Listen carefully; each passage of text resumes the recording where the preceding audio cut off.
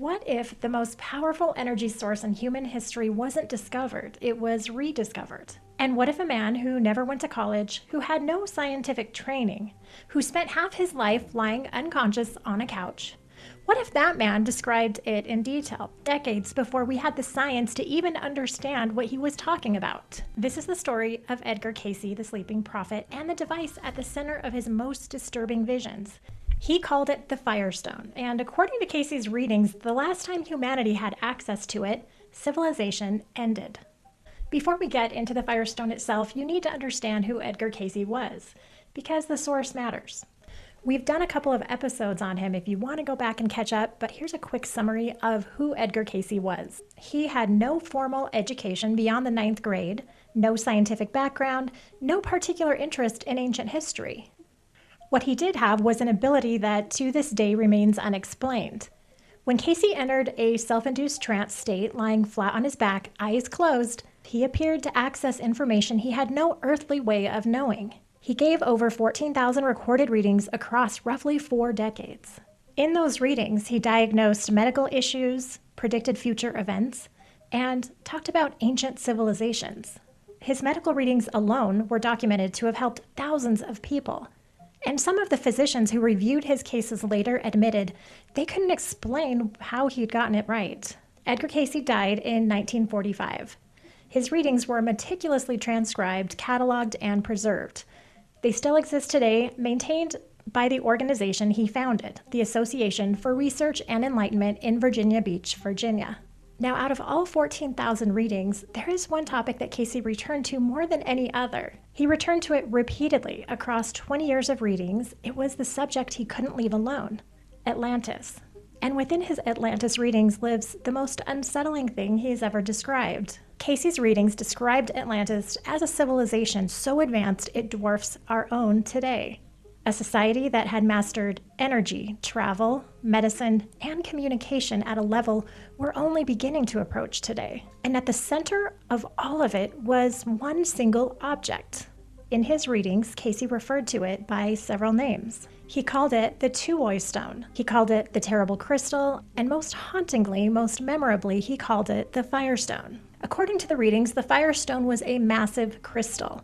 Not a gem you'd wear around your neck. We're talking about something architectural in scale, cylindrical in shape, cut with 6 sides, prismatic.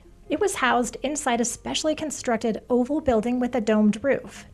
A roof that could be rolled back to expose the crystal to the open sky. The interior walls of that building, according to the readings, were lined with non-conducting material, described in terms that sound like what we would call an insulator today. Something designed to contain and redirect the energy contained inside. Atop the crystal sat a movable capstone, and this is where it gets interesting. The capstone was used to concentrate incoming energy, and then to direct it, like a lens or a transmitter. According to the readings, the Firestone gathered energy from the sun, from the stars, from the atmosphere, and concentrated it at a focal point between the top of the crystal and the bottom of that capstone. The energy it emitted was described as invisible to the naked eye, but capable of passing through water, through solid matter, and over enormous distances. In Cayce's words, as closely as they've been recorded, the energy radiated from the stone in the form of rays that acted upon the instruments connected with the various modes of travel. In other words, the Firestone was a power grid, a remote energy source that could propel vehicles through the air, on the surface of the water, and beneath the water. Wireless energy transmission, beamed power, a central crystal broadcasting propulsion force to aircraft and watercraft across an entire civilization. The reading suggests the Firestone didn't start out as a power source for transportation. Its earliest function, according to Cayce, was something far more extraordinary: communication. In its earliest form, the crystal was described as a means of communication between infinity and the finite, a way of accessing information from forces outside the known world. In other words, the first function of the Firestone was spiritual. Only later was that same technology adapted for physical applications: energy, propulsion, healing. And healing is worth pausing on because Cayce's readings include a claim that sounds impossible by any modern standard. He suggested that the Atlanteans used the Firestone's energy to rejuvenate the human body. and that through its use, people lived for hundreds of years while maintaining what he described as a youthful appearance, so essentially a fountain of youth. Many ancient traditions describe longer lifespans in earlier ages. The Sumerians, the Egyptians, the Vedic texts of ancient India. Cayce was offering a mechanism for that. The readings also indicate that the Firestone was not available to just anyone. Its operation was in the hands only of the initiates, a special class of people described as spiritually advanced enough to handle that level of power responsibly. That access restriction would eventually become the most important detail in this entire story. Okay, I want to stop here for a second because I know what some of you are thinking. This is ancient myth. Atlantis isn't real. This is crystal energy stuff. This is woo-woo. And I'm not asking you to believe any of it. That's not what this channel's about. But here is what I am going to ask you to consider. Edgar Cayce, a man with a 9th grade education, described a 6-sided prismatic crystal that concentrates and focuses energy from the sun and stars, emits an invisible beam capable of powering remote vehicles, and operates using a lens-like capstone to direct output. That sounds uncomfortably close to what we would later develop as focused beam energy system, what we now call lasers. The laser wasn't invented until 1960. Nikola Tesla spent the last years of his life trying to achieve wireless energy transmission. He built the Wardenclyffe Tower specifically for that purpose, and it was never finished. Cayce described ideas that resemble both, decades before either existed. I'm not saying Cayce was right. I'm saying, how did he get there? Now let's talk about what happened when it went wrong. According to his readings, the Firestone functioned in 2 modes, constructive and destructive. It could power a civilization, and it could destroy one. Cayce's readings describe Atlantis going through 3 major periods of destruction over thousands of years. The civilization didn't disappear all at once. It collapsed in stages. And the readings are consistent on what drove that collapse. Greed, the hunger for more power than the technology was designed to carry.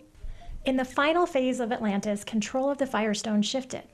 The initiates, the spiritually trained keepers of the technology, were pushed aside. Those outside that trained priesthood took control of the crystal, and they pushed it way past its limits. Cayce's readings describe this faction as what he specifically called the Sons of Belial, and their misuse of the Firestone's tuning is described as triggering catastrophic upheavals, geological events, the kind of destruction that doesn't just end a city, it ends a continent. Cayce described the emissions from a mistuned Firestone as invisible rays that become destabilizing forces, setting off chain reactions in the Earth itself. Now, mainstream science does not accept Atlantis as a real historical location. There's no archaeological consensus that it existed. That's important context, and I'm not going to pretend otherwise. But here's the thread that runs through this that I can't stop thinking about, and it's a pattern that Cayce describes: a civilization that achieves extraordinary technological power, loses the spiritual discipline to steward it responsibly, and destroys itself with its own energy source. That's not a myth exclusive to Atlantis. That story is everywhere. The ancient Indian texts known as Mahabharata and the Ramayana, some of the oldest written epics on Earth, describe flying craft called Vimanas. These weren't described as magical chariots of the gods in vague, poetic terms. They were described with a specificity that has genuinely puzzled researchers. A later Sanskrit text devotes passage after passage to the construction of these craft, describing passages that include solar energy collection, mercury-based propulsion, and crystal components used to absorb and focus energy. Interpretations of exactly what that means vary, but the language is specific enough that researchers haven't been able to just dismiss it. Sun crystals, crystal amplifiers, energy beamed from a central source to remote vehicles. Sound familiar? The texts describe a war of such overwhelming destructive force, weapons described as releasing the power of the sun, annihilating entire armies in an instant. J. Robert Oppenheimer, the physicist who led the Manhattan Project, later quoted Hindu scripture in the moments after witnessing the first nuclear test. Whether he was drawing a direct line to what the ancient texts describe, or whether that's a connection we're reading into it, that's debated. But the fact that he reached for those words in that moment has never stopped being interesting. Civilizations with extraordinary energy technology, a descent from spiritual stewardship into weaponization, catastrophic collapse. Cayce wasn't the first to tell this story. He may have just been the first to tell it in a language modern people could understand. Here's where Cayce's readings take a turn towards something that feels like a prophecy rather than a history lesson.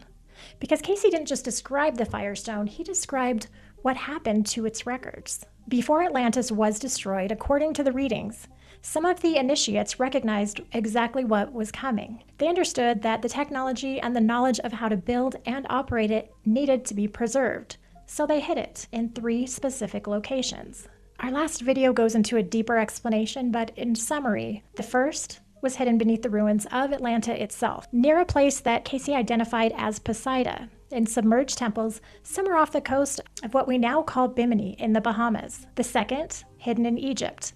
Cayce's readings suggested that Atlantean refugees carried their records to Egypt, where they were preserved in connection with the pyramid and the Great Sphinx complex. He specifically described a buried hall of records beneath the Sphinx, a claim that later geological surveys using ground-penetrating radar have complicated.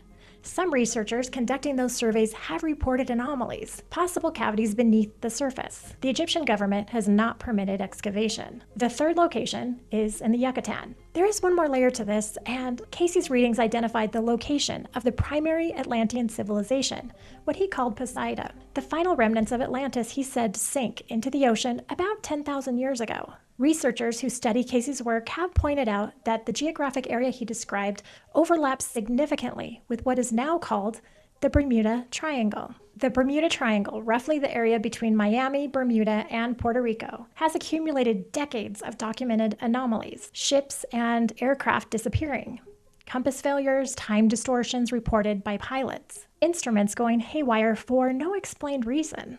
Some researchers have proposed that if the Firestone, or what remains of it, is buried somewhere beneath the ocean floor in that region, and if it remains in any way active, the anomalies of the Bermuda Triangle might have a source. That's speculative. Cayce did not explicitly connect the Firestone to the Bermuda Triangle by name, but the geographical overlap is real, and it's been noted by serious researchers, not just internet rabbit holes. So the question everybody eventually arrives at with Cayce's Firestone is this: is it still out there?